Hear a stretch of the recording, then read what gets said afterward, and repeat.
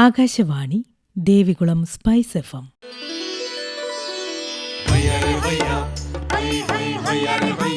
കിസാൻ വാണി.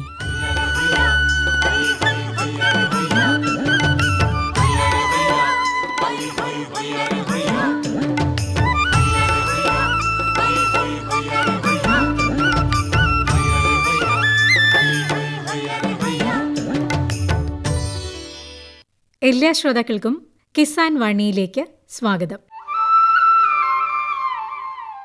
ഈ പരിപാടിയുടെ പ്രായോജകർ കേന്ദ്ര കൃഷി കർഷകക്ഷേമ മന്ത്രാലയം, ഭാരത സർക്കാർ.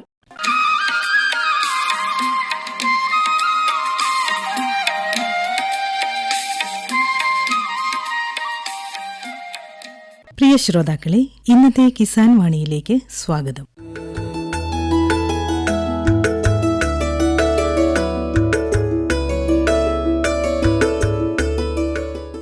എയർഫോഴ്സിലെ ഔദ്യോഗിക ജീവിതത്തിൽ നിന്നും വിരമിച്ചതിനു ശേഷം മുഴുവൻ സമയം കാർഷിക പ്രവർത്തനങ്ങളിൽ ഏർപ്പെടുന്ന തൊടുപുഴ വഴിത്തലയിലെ ഹരി സി ശേഖർ വെട്ടിക്കൽ തന്റെ കാർഷിക പ്രവർത്തനങ്ങളെപ്പറ്റി സംസാരിക്കുകയാണ് ഇന്നത്തെ കിസാൻ വാണിയിൽ.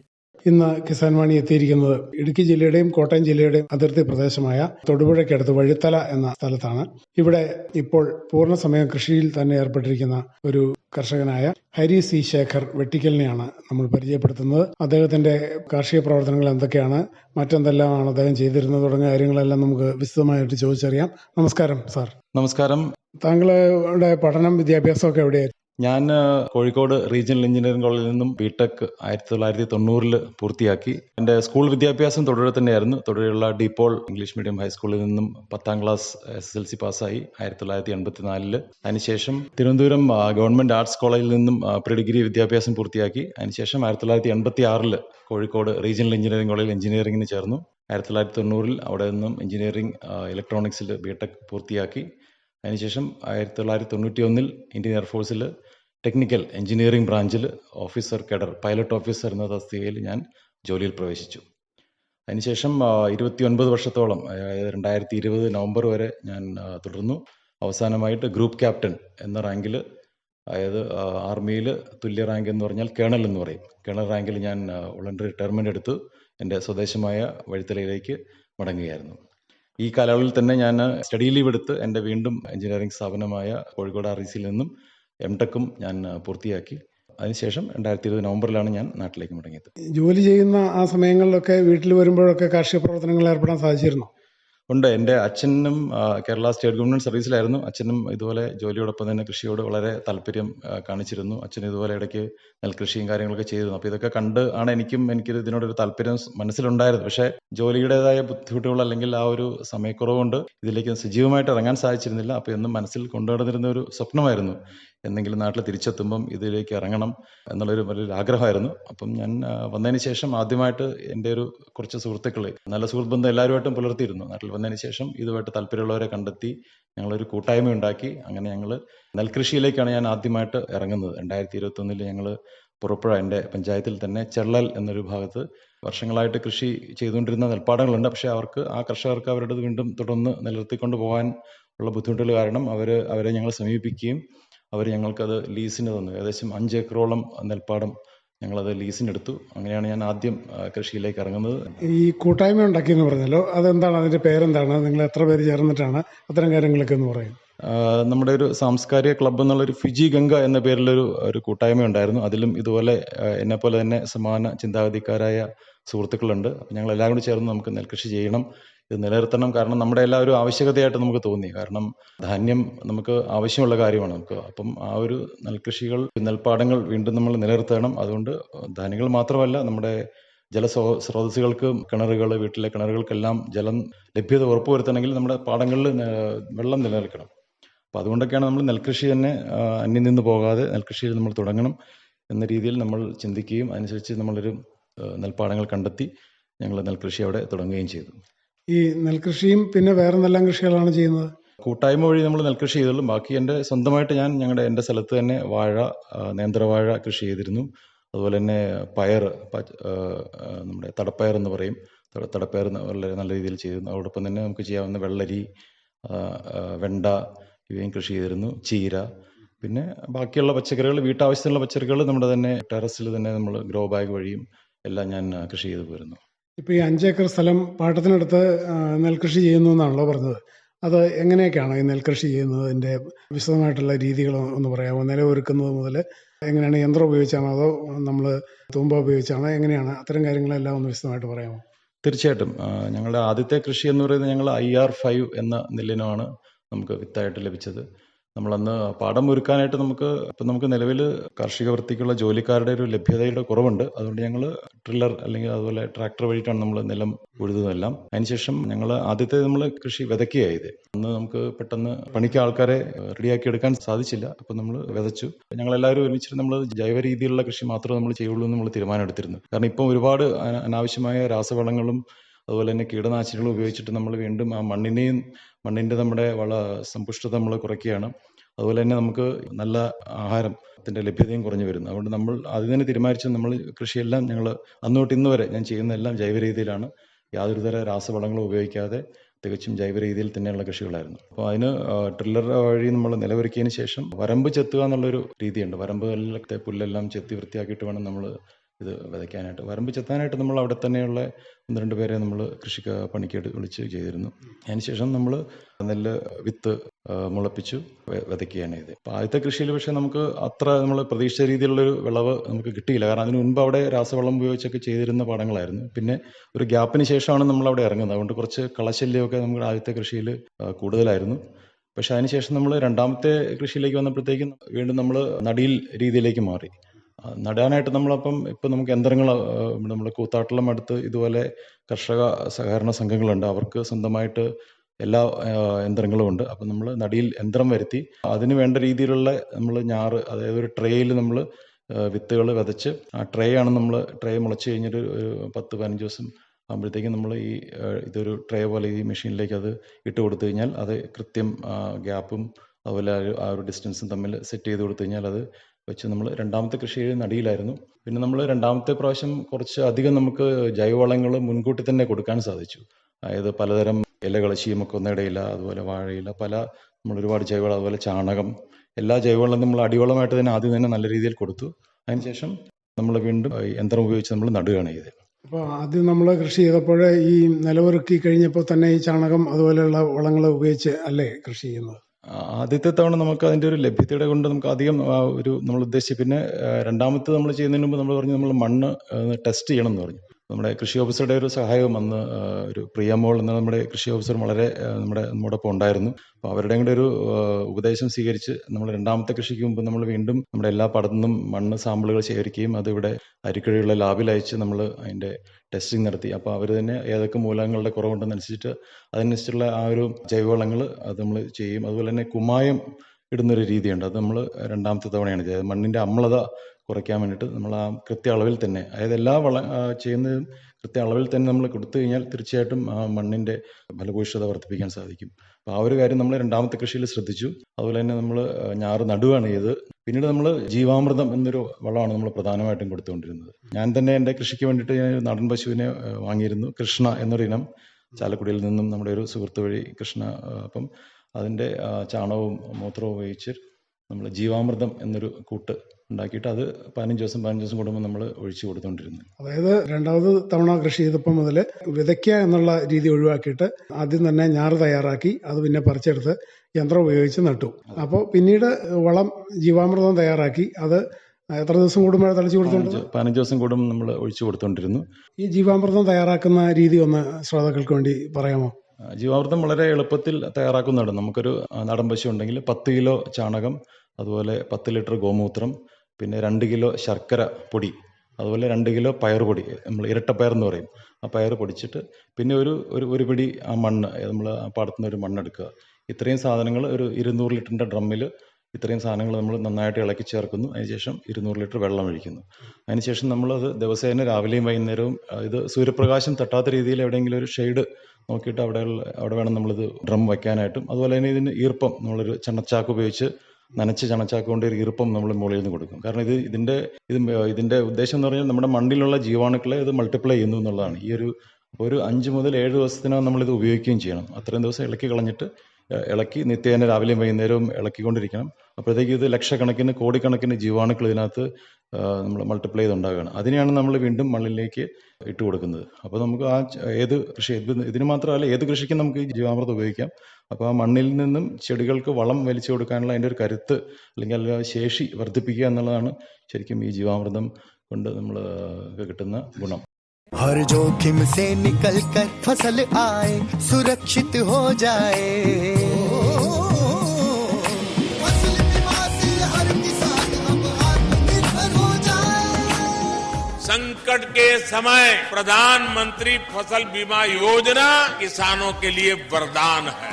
अब सूखा पड़े या बाढ़ आ जाए कोई डर नहीं, अब ओले पड़े या कीट पतंगे फसल खा जाए कोई फिक्र नहीं, क्योंकि हमने लिया है प्रधानमंत्री फसल बीमा।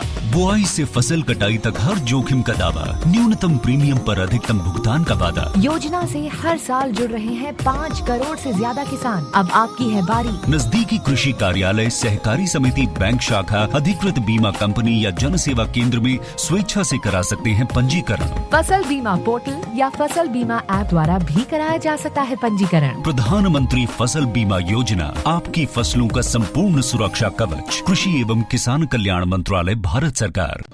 ജീവാമൃതം ഈ 200 ലിറ്റർ തയ്യാറാക്കി കഴിഞ്ഞാൽ ഇത് അതേപടി നമ്മൾ ഒഴിച്ച് സ്പ്രേ ചെയ്ത് കൊടുക്കുക, അതോ ഒഴിച്ചു കൊടുക്കുക, എങ്ങനെയാണ് ചെയ്യുന്നില്ല? നമ്മളത് കപ്പിലെടുത്തിട്ട് നമ്മൾ മൊത്തം മണ്ണിലേക്ക് നിരയിൽ എടുത്ത് കൊടുക്കുമായിരുന്നു.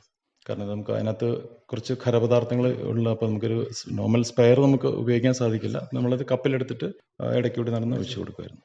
അപ്പോൾ അങ്ങനെ നമുക്ക് ഇത്രയും ഇതിനു വേണ്ടി നമുക്കൊരു 1000 ലിറ്റർ നമ്മൾ ലഞ്ച് ഡ്രമ്മിൽ നമ്മൾ കലക്കി വെച്ചിരുന്ന് അത്രയും ലിറ്റർ നമ്മൾ ഉപയോഗിച്ചിരുന്നു. അപ്പോൾ ഇത് ഈ ജീവാമൃതം ഇങ്ങനെ 15 ദിവസം കൂടുമ്പോൾ ഒഴിച്ചു കൊടുത്താൽ അത് എത്ര തവണ കതിരാകുന്നതിന് മുമ്പ് ചെയ്യേണ്ടി വരും? ആദ്യത്തെ ഒരു 45 ദിവസം വരെ 3 പ്രാവശ്യം കൊടുത്താൽ മതി. അപ്പോൾ അതിൻ്റെ ആദ്യത്തെ ഇതിന് 3 സ്റ്റേജാണുള്ളത്. ആദ്യത്തിൻ്റെ ഒരു വളർച്ചയുടെ ഒരു സ്റ്റേജ് ഉണ്ട്, പിന്നെ അതിൻ്റെ ഒരു പരാഗണം, അതിൻ്റെ പ്രത്യുൽപാദനം നടക്കുന്ന ഒരു സ്റ്റേജ് ഉണ്ട്. അപ്പോൾ ആദ്യത്തെ ഒരു ഗ്രോത്ത് സ്റ്റേജിലാണ് നമുക്ക് ഈ ജീവാമൃതം കൊടുക്കേണ്ടത്. അപ്പോൾ പിന്നീട് ഇത് ഈ കതിരൊക്കെ ആയിക്കഴിയുന്നതിൻ്റെ ആ സമയം വരെ എത്ര തവണ കളയെടുക്കേണ്ടി വരും? ആ കളയെടുക്കുന്നത് എങ്ങനെയാണ് ചെയ്യുന്നത്? കളയെടുക്കാനും നമുക്കൊരു കള നീക്കാനുള്ള ഒരു യന്ത്രവും നമുക്കിപ്പം ലഭ്യമാണ്. അത് നമ്മൾ വെറുതെ നമ്മൾ ഇത്തവണ രണ്ടാമത്തെ ചെയ്തപ്പോൾ നമ്മൾ പറഞ്ഞല്ലോ, ഞങ്ങൾ ഇത്തവണ മെഷീൻ ഉപയോഗിച്ച് നടന്നുകൊണ്ട് നല്ല ഗ്യാപ്പ്, കൃത്യമായ ഒരു ഗ്യാപ്പ് മെയിൻറ്റെയിൻ സാധിച്ചുകൊണ്ട് അതിനിടയ്ക്കൂടി നമുക്ക് ഈ മെഷീൻ നമുക്ക് തന്നെ ഉന്തിക്കൊണ്ട് പോയത്. ഞങ്ങൾ തന്നെയാണ് ചെയ്തത്. എളുപ്പത്തിൽ നമുക്ക് കള നീക്കാൻ സാധിക്കുകയും ചെയ്തു. അത് ഞങ്ങളൊരു 2 പ്രാവശ്യം നമുക്കത് ചെയ്യേണ്ടി വന്നുള്ളൂ. അതിനുശേഷം പിന്നെ അതിൻ്റെ ആവശ്യം വന്നില്ല. പിന്നെ വേറൊരു പ്രധാന ഗുണം ഉണ്ടായെന്ന് പറഞ്ഞാൽ, നമ്മൾ ഈ ഇടയ്ക്കിടയ്ക്ക് നമ്മൾ ഗോമൂത്രവും ഇതുപോലെ നേർപ്പിച്ച് ഇലകൾ, അതൊരു ശരിക്കും ഗോമൂത്രത്തിൽ നല്ല നൈട്രജൻ കണ്ടന്റ് ഉണ്ട്. അപ്പം ഗോമൂത്രം നേർപ്പിച്ചിട്ട് നമ്മളത് പമ്പ് ഉപയോഗിച്ച് സ്പ്രേ ചെയ്ത് കൊടുത്തിരുന്നു. അപ്പോൾ അതൊരു പരിധിവരെ അത് കീടങ്ങളെ പ്രതിരോധിക്കാനും സഹായിക്കും, അതുപോലെ തന്നെ ഇതിൻ്റെ വളർച്ചയ്ക്കും. പിന്നീട് കതിരിട്ട് കഴിഞ്ഞാൽ എന്തൊക്കെ കാര്യങ്ങളാണ് ശ്രദ്ധിക്കേണ്ടത്? കതിരിടാറാകുമ്പോഴാണ് നമ്മൾ ഈ ചാഴിയുടെ ഒരു ശല്യം വരുന്നത്. ആ ചാഴിയുടെ ശല്യത്തിന് നമ്മൾ ഇതുപോലെ തന്നെ ഗോമൂത്രം, അതുപോലെ വെളുത്തുള്ളി, വേപ്പെണ്ണ മിശ്രിതം തയ്യാറാക്കി അതാണ് നമ്മൾ ഒഴിച്ചു കൊടുത്തുകൊണ്ടിരുന്നത്. അതിനുശേഷം ചാഴിയുടെ കൂടുതൽ നമുക്ക് ദോഷം ഉണ്ടായിട്ടില്ല. പിന്നെ കൊയ്യാനായിട്ട് നമ്മൾ രണ്ടാമത്തെ പ്രാവശ്യം നമ്മൾ യന്ത്രങ്ങൾ, കാരണം നമുക്ക് ഇത്രയും ചെയ്യുന്നതുകൊണ്ട് യന്ത്രങ്ങൾ വരുത്തി നമ്മൾ കൊയ്ത്ത് യന്ത്രം മുഖേന നമ്മൾ എടുത്തു. അത് നമുക്ക് പെട്ടെന്ന് തന്നെ നമുക്ക് ഒരു ദിവസത്തെ രാവിലെ മുതൽ വൈകുന്നേരം വരത്തെ ഇത് കൊണ്ട് തന്നെ നമുക്ക് ഇത് മൊത്തം കൊയ്ത് എടുക്കാൻ സാധിച്ചു. പിന്നെ അന്ന് കാലാവസ്ഥയും നല്ല അനുകൂലമായ കാലാവസ്ഥയായിരുന്നു.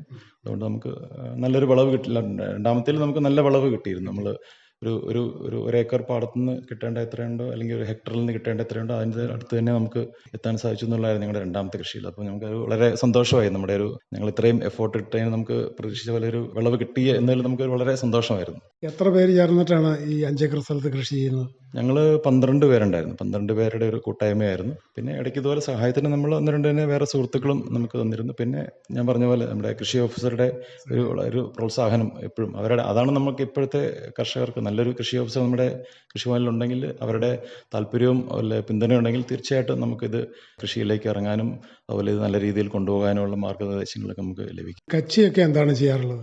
കച്ചി ഞങ്ങളിത് ഇപ്പം നമ്മൾ ഈ ഇത്തരത്തിലുള്ള മെഷീൻ ഉപയോഗിച്ച് കൊയ്യുമ്പം കച്ചി ആ പാടത്ത് തന്നെ വീഴുകയായിരുന്നു. അപ്പം അതിനും നമുക്കിപ്പോൾ യന്ത്രങ്ങൾ ലഭ്യമാണ്. അത് ഞങ്ങൾ ഈ കൂത്താളത്തിൻ്റെ അടുത്ത് തന്നെ കച്ചി അത് റോൾ ചെയ്ത്, അപ്പം തന്നെ അത് റോൾ ചെയ്ത് പാടത്തിൻ്റെ, അത് 2 ദിവസം നമ്മളവിടെ ഉണങ്ങാനായിട്ട് അനുവദിക്കാറുണ്ട്. ഇപ്പം കൊയ്ത്തിപ്പം ഒരു 3-ാം ദിവസം ആകുമ്പോഴത്തേക്കും കച്ചി നന്നായിട്ട് നമുക്ക് ഉണങ്ങി കിട്ടും. അതിനുശേഷം യന്ത്രം വരുത്തി അത് നമ്മൾ റോളാക്കി, അപ്പോൾ നമ്മൾ ആവശ്യക്കാർക്ക് അത് നമ്മളത് കൊടുത്തിരുന്നു. നെല്ല് നമുക്ക് വിൽക്കാനുള്ള നെല്ല് കിട്ടിയോ, അതോ നമുക്ക് നമ്മുടെ സ്വന്തം ആവശ്യത്തിനുള്ള നെല്ല് ലഭിച്ചുള്ളോ?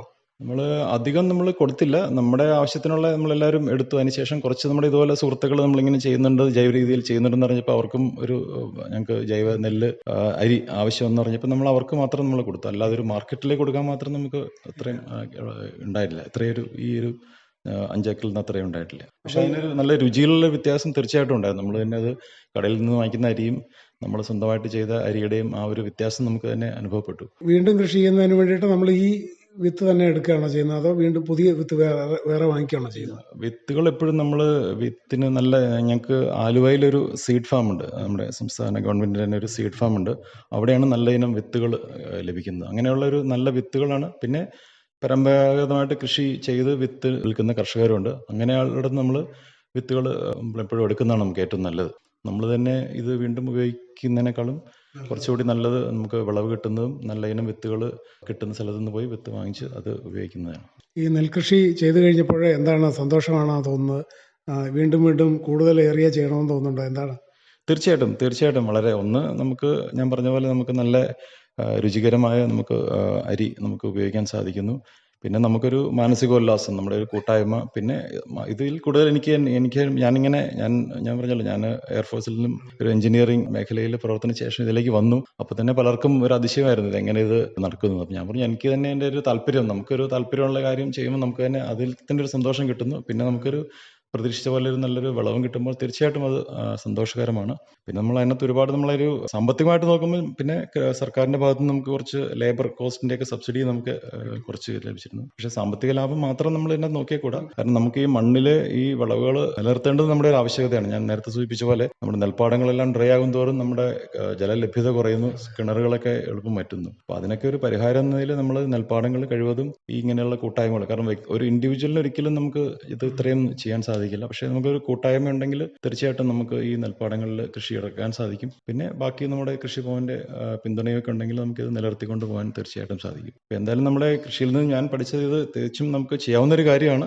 പക്ഷേ നമ്മളൊരു സമാന മനസ്സിലുള്ളവരെ കണ്ടിട്ട് ഒരു കൂട്ടായ്മ ഉണ്ടാക്കിയിട്ട് തീർച്ചയായിട്ടും നമുക്ക് ചെയ്യാവുന്ന ഒരു കാര്യമാണ്. നെൽകൃഷി അല്ലാതെ മറ്റെന്തല്ല, വാഴ അതുപോലെ പച്ചക്കറിയൊക്കെ ചെയ്യുന്നുണ്ടെന്ന് പറഞ്ഞല്ലോ. വാഴ എന്ത് വാഴയാണ് കൃഷി ചെയ്യുന്നത്? ഞാൻ നേന്ത്രവാഴയാണ് കൂടുതലും ചെയ്തത്. അത് തൊഴിൽ തന്നെ നമുക്ക് നല്ല വിത്ത് കിട്ടുന്ന സ്ഥാപനങ്ങളുണ്ട്. അവിടെ പോയി വിത്തെടുത്ത് നമ്മൾ തന്നെ പറമ്പിൽ അത് ഒരുക്കി ചെയ്യുകയാണ് ചെയ്തത്. അത് എത്ര വാഴ വരെ കൃഷി ചെയ്തിട്ടുണ്ട് ഒരു കൃഷിക്ക്? 200 വാഴ വരെ. അത് സ്വന്തം സ്ഥലത്ത് തന്നെ 200 വാഴയോളം കൃഷി ചെയ്തിരുന്നു. അതുപോലെ തന്നെ പയർ, നമ്മുടെ തടപ്പയർ ഇനം കണ്ടത്തിൽ തന്നെ കൃഷി ചെയ്തിരുന്നു. അതോടൊപ്പം വെള്ളരി, വെണ്ട തുടങ്ങിയ ഇനങ്ങൾ നമ്മളവിടെ, മത്ത, ഇതെല്ലാം നമ്മൾ അതിൻ്റെ ഇട വിള രീതിയിൽ കൃഷി ചെയ്ത് പോന്നിരുന്നു. ഇതെല്ലാം ജൈവ രീതിയിലാണ് കൃഷി ചെയ്യുന്നത് അല്ലേ? അതെ, ഇതിനെല്ലാത്തിനും ജീവാമൃതമായിരുന്നു എൻ്റെ അടിസ്ഥാനപരമായൊരു ഞാൻ കൊടുത്തിരുന്നത്. പിന്നെ അടിവളമായിട്ട് ചാണകം, പിന്നെ ഈ വാഴയ്ക്കും അതുപോലെ പയറിനൊക്കെ നമ്മൾ കോഴി കാഷ്ടം നമ്മൾ ആദ്യമേ തന്നെ മണ്ണിൽ കൊടുത്തിരുന്നു. ഈ വാഴ കൃഷി ചെയ്യുമ്പോൾ പലരും പറഞ്ഞു കേട്ടിട്ടുണ്ട്, ഇങ്ങനെ വാഴയ്ക്ക് ചാണകം ഉപയോഗിച്ച് കഴിഞ്ഞാൽ പെട്ടെന്ന് അതിന് കേട് ബാധിക്കും, അത് നശിച്ചു പോകുന്നൊക്കെ. സാറിൻ്റെ ഒരു അഭിപ്രായം എന്താണ്? നല്ല രീതിയിൽ നല്ല ഉണങ്ങിയ ചാണകം ഉപയോഗിച്ച് കഴിഞ്ഞാൽ കൃഷി ഓഫീസറെ അവരുടെ നമ്മൾ ഉപദേശം എടുത്തിട്ടാണ് ചെയ്തത്. കോഴിക്കാഷ്ടവും ഉണങ്ങിയ ചാണകവും ഉപയോഗിക്കുന്നതിൽ തെറ്റില്ലെന്നുള്ളതാണ്. ഈ പച്ചച്ചാണകം ഉപയോഗിക്കുമ്പോഴായിരിക്കും ഒരു പക്ഷേ ഈ കീടങ്ങൾ ബാധിക്കുന്നത് അല്ലേ? അതെ. വാഴ നമ്മൾ നട്ട് കഴിഞ്ഞാൽ എത്ര അകലത്തിലൊക്കെയാണ് ഈ വാഴ കൃഷി ചെയ്തത്? നമ്മൾ 7 അടി അകലത്തിലാണ് ഞങ്ങൾ ഒരു വാഴയുടെ ഗ്യാപ്പ് നിലനിർത്തിയത്. പിന്നെ ഇതിന് വാഴയ്ക്ക് പ്രധാനമുള്ള നനയാണ്. നമ്മൾ ആ ഒരു ആദ്യത്തെ ഒരു കരുത്താർജിച്ച് വരുന്ന സമയത്ത് നന കൃത്യമായിട്ട് നമ്മൾ കൊടുക്കണം. അപ്പോൾ ഈ നന കൊടുത്ത് പിന്നീട് അതിന് വളം എത്ര തവണ ചെയ്യേണ്ടി വരും കുലയ്ക്കുന്നതിന് മുമ്പ്? കുലയ്ക്കുന്നതിന് മുമ്പ് വീണ്ടും നമ്മൾ ഇതുപോലെ ഈ ജീവാമൃതം നമ്മൾ ഒഴിച്ച് കൊടുത്തിരുന്നു പ്രധാനമായിട്ടും. അല്ലാതെ നമ്മൾ വേറെ വളങ്ങളൊന്നും അധികം ഉപയോഗിച്ചിട്ടില്ല. ഈ വാഴ കൃഷി ചെയ്യുമ്പോഴേ ഏകദേശം എത്ര വാഴക്കൈ ആകുമ്പോഴത്തേക്കും വാഴ കുലയ്ക്കും, അങ്ങനെ വല്ലതും ശ്രദ്ധിച്ചിട്ടുണ്ടോ? അത് ഞങ്ങൾ ഈ ഇനത്തിൽ 8 മാസം ഒക്കെ ആയപ്പോഴത്തേക്കും കൊല വന്നിരുന്നു. നമ്മളൊരു അതിനുശേഷം മൂപ്പാകാനായിട്ട് വീണ്ടും ഒരു 3 മാസം എടുക്കും. പക്ഷേ എന്നാലും 1 വർഷത്തിനകം നമുക്കതിൻ്റെ കിട്ടും. പക്ഷേ അതിനകത്തൊരു മറ്റേ രാസവളം രീതിയിൽ ചെയ്യുന്നതിൻ്റെ അത്രയും നമുക്ക് തൂക്കം ലഭിച്ചിരുന്നില്ല. അതായത് നമുക്ക് നമ്മുടെ അനുഭവത്തിൽ നിന്ന് കണ്ടൊരു കാര്യം. എത്ര കിലോ വരെയുള്ള കൊലകൾ വെട്ടാൻ സാധിച്ചു? ഒരു 10-12 വരെയൊക്കെ ഉണ്ടായിരുന്നു. മറ്റ് രീതിയിൽ ചെയ്യുമ്പോൾ അത് 15-16 എന്നൊക്കെ വലുപ്പത്തിൽ കൊല. പക്ഷേ അതിൻ്റെ രുചിയും നമ്മൾ ഈ രീതിയിൽ ചെയ്യുന്ന വാഴയുടെ രുചിയും നമുക്ക് തന്നെ തിരിച്ചറിയാൻ സാധിക്കും. എന്തായാലും നേന്ത്രവാഴ കൃഷിയും ആദായകരമായിട്ട് തന്നെയാണ് അല്ലേ?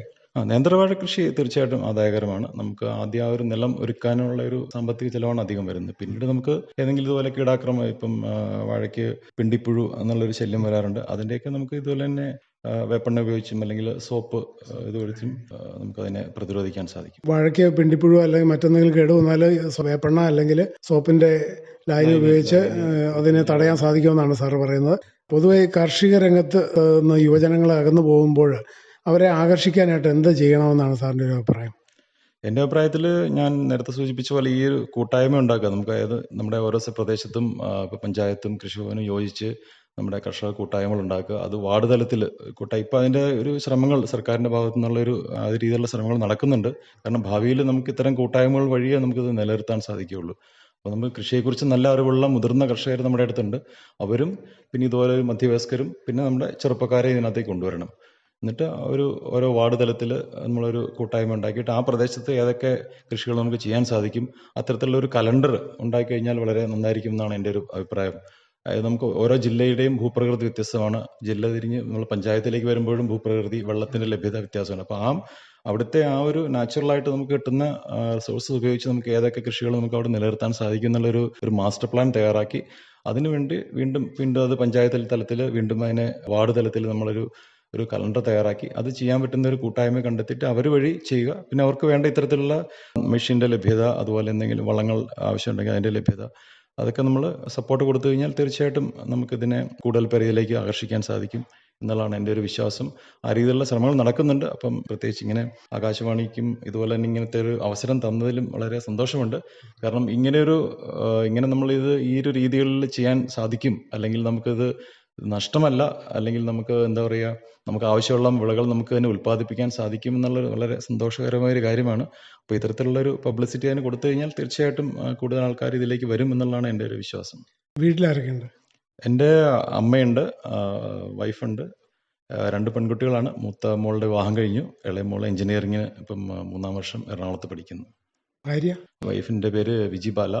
അവർ കൂത്താട്ടുള്ള മേരിഗിരി സ്കൂളിൽ +1 മാത്സ് പഠിപ്പിക്കുന്നു. എന്തായാലും സന്തോഷകരമായിട്ട് മുന്നോട്ട് പോകുന്നു അല്ലേ? തീർച്ചയായിട്ടും വളരെ സന്തോഷകരമാണ്. വളരെ വളരെ സന്തോഷമുണ്ട്. സർക്കാർ തലത്തിൽ നിന്ന് കൂടുതൽ എന്തെങ്കിലും സഹായങ്ങൾ വേണമെന്ന് സാറിന് അഭിപ്രായമുണ്ട്? ഉണ്ടെങ്കിൽ അതെന്തായിരിക്കും? സർക്കാർ തലത്തിൽ നമുക്ക് കൂടുതലും നല്ല ഇനം വിത്തുകളുടെ ലഭ്യതയാണ് നമ്മൾ നേരിടുന്ന വേറൊരു പ്രശ്നം.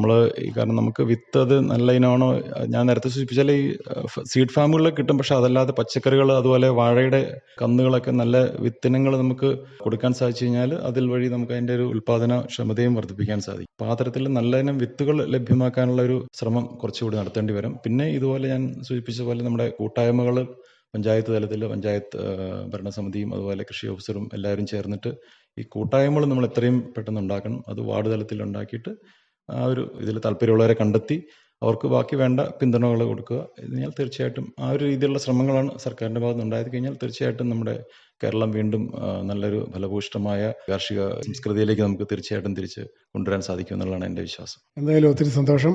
പ്രിയ ശ്രോതാക്കളെ, തൊടുപുഴയ്ക്കടുത്ത് വഴിത്തലയിലെ എയർഫോഴ്സിലെ സേവനത്തിന് ശേഷം ഇപ്പോൾ മുഴുവൻ സമയ കാർഷിക പ്രവർത്തനങ്ങൾ, പ്രത്യേകിച്ച് നെൽകൃഷി ചെയ്യുന്നു, വാഴ കൃഷി ചെയ്യുന്നു, പച്ചക്കറികൾ കൃഷി ചെയ്യുന്നു, അങ്ങനെ വിവിധ ഇനം കൃഷികളിൽ സജീവമായി ഏർപ്പെടും. ഇത് പ്രത്യേകിച്ച് ഇവയിലെല്ലാം ജൈവമായ രീതിയിൽ ഈ കൃഷികളിലെല്ലാം ഏർപ്പെടുന്ന ശ്രീ ഹരി സി ശേഖർ വെട്ടിക്കലാണ് ഇത്രയും നേരം തന്റെ കാർഷികാനുഭവങ്ങൾ നമ്മോട് പങ്കുവച്ചത്. ഇത്തരം കാര്യങ്ങൾ ശ്രോതാക്കൾക്ക് വേണ്ടി പങ്കുവച്ചതിന് നന്ദി.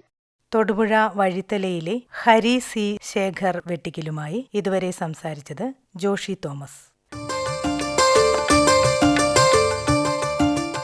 പ്രധാനമന്ത്രി കിസാൻ സമ്മാൻ നിധി ഈ പദ്ധതിയിൻ കീഴിൽ 2 ഹെക്ടർ വരെ കൈവശ ഭൂമിയുള്ള കർഷക കുടുംബത്തിന് 6000 രൂപ പ്രതിവർഷം നൽകുന്നതായിരിക്കും. അർഹരായ കർഷകർക്ക് 2000 രൂപ വീതം 3 തവണകളായി നേരിട്ട് അവരുടെ അക്കൗണ്ടിൽ നിക്ഷേപിക്കുന്നതായിരിക്കും. ഈ ചെറുകിട നാമമാത്ര കർഷക കുടുംബങ്ങളെ സംസ്ഥാന സർക്കാർ തെരഞ്ഞെടുത്തുകൊണ്ടിരിക്കുകയാണ്. ഈ പദ്ധതിയുടെ മുഴുവൻ ചെലവും ഭാരത സർക്കാരാണ് വഹിക്കുന്നത്. പ്രധാനമന്ത്രി കിസാൻ സമ്മാൻ നിധി കർഷകരുടെ കൃഷിപരമായ പുതിയ അഭിമാനം. കൃഷി കർഷക ക്ഷേമ മന്ത്രാലയം, ഭാരത സർക്കാരിൽ നിന്ന് ജനതാൽപര്യാർത്ഥം.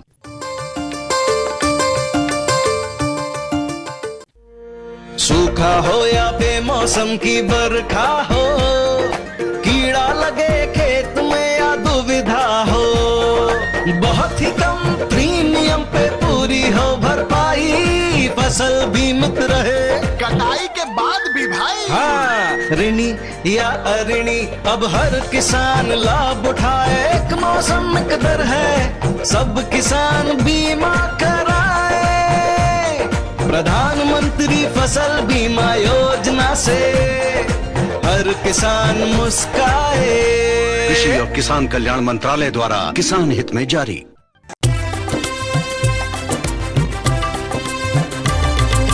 സഹകരണത്തിൻ ബലത്തിൽ വികാസത്തിനു ചുവടുവയ്ക്കാം.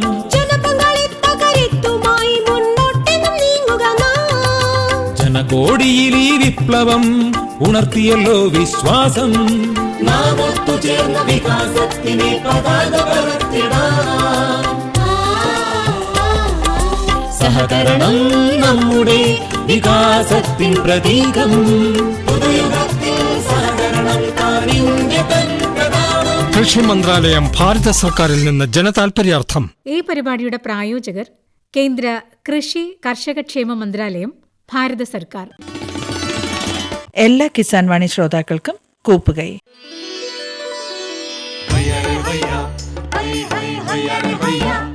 കിസാൻ വാണി സമാപിക്കുന്നു.